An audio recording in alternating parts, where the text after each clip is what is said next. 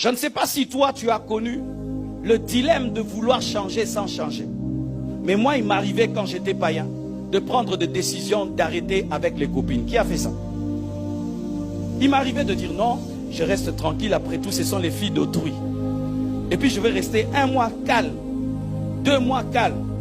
Un jour seulement tu te tiens devant la porte comme ça, une fille passe, tu suis. Et puis tu te dis, mais comment? Tu sens en toi qu'il y a une loi. Le bien que tu veux faire, tu n'arrives pas à le faire. Et le mal que tu ne veux pas faire, c'est celui que tu fais. Tu prends des décisions d'être gentil, et puis tu es méchant. Tu prends des décisions d'honorer tes parents, mais un jour tu leur manques du respect. Tu prends des décisions d'être humble, mais tu es orgueilleux. Des fois tu regardes ton caractère et tu es conscient que j'ai un mauvais caractère. Tu prends des décisions, mais tu ne changes pas. Mais un jour Jésus m'apparaît, il entre dans ma vie, je deviens quelqu'un de humble. Je commence à pardonner. Quand je veux mentir, j'arrive plus à mentir. J'avais un niveau de mensonge. Quand je te mens et je viens te dire la vérité, tu refuseras de croire à la vérité, tellement que le mensonge était très bien présenté. Mais aujourd'hui, si je veux te mentir, je ne saurais pas. Ma bouche refuse de mentir. Et tu vis un changement. Tu portes le fruit de l'amour, le fruit de l'humilité, le fruit de la sainteté. Le bonheur d'être chrétien, c'est d'avoir un bon caractère, une vie changée, une vie transformée. Quand tu dis je ne fais plus et tu ne fais plus. Quand tu dis j'arrête et tu arrêtes. Quand Dieu te reproche et puis tu as la force de faire le bien que tu veux faire. As-tu la force de faire le bien que tu veux faire? Tu dégoûtes ton caractère, mais tu es toujours dedans. Il se peut que tu n'es pas chrétien. Tu pleures sur un péché, tu es toujours dedans. Fais très attention. Il se peut que tu es religieux, mais tu n'as pas encore connu la nouvelle expérience. Parce que la nouvelle expérience vient avec la puissance de faire.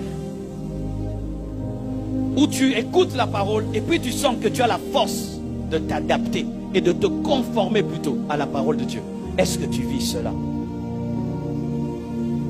Est-ce que tes propres frères et sœurs témoignent que tu as changé? Est-ce que ton mari témoigne qu'il vit avec une femme chrétienne? Est-ce que ta femme peut témoigner qu'elle vit avec un homme chrétien? Parce que le vrai témoignage d'un homme est dans la bouche de sa femme. Le vrai témoignage d'un mari est dans la bouche de sa femme. Le vrai témoignage d'une femme est dans la bouche de son mari. Si je prends ton mari en secret et je lui dis, dis-moi la vérité, tu vis avec un païen, une païenne ou un chrétien, qu'est-ce qu'il va dire? Il va dire vraiment, si on recommençait, jamais je ne l'épouserai. Qui épousera sa femme si on recommençait le monde? Tous ceux qui ont épousé des fausses chrétiennes vont les fuir en premier. La force de te sanctifier. La force de résister devant la tentation. Tu sens que tu es tenté, mais tu sens que tu as une force supérieure à la tentation. Le bonheur d'être chrétien. Tu sens que ta chair veut t'attirer vers le mal, mais tu as la capacité de contenir ta chair. Dis, reste calme. Et elle reste calme. C'est ça le bonheur d'être chrétien. Où tu peux canaliser ton énergie dans les bonnes choses et refuser les mauvaises choses. Le bonheur d'être chrétien. Est-ce que tu vis cela? Est-ce que tu vis la force spirituelle qui te permet de vivre dans la discipline? Parce que le péché fait souffrir. Je ne sais pas pour vous, mais un vrai chrétien, vivre dans le péché, c'est une souffrance. Pourquoi? Parce que tu sais que ce que tu fais est mauvais. Tu sais que ce que tu fais est mal. Et donc vivre en contradiction avec ce que tu connais, cela crée une blessure. Mais quand tu deviens un vrai chrétien, le Saint-Esprit te donne la force de vivre toute la parole que tu connais.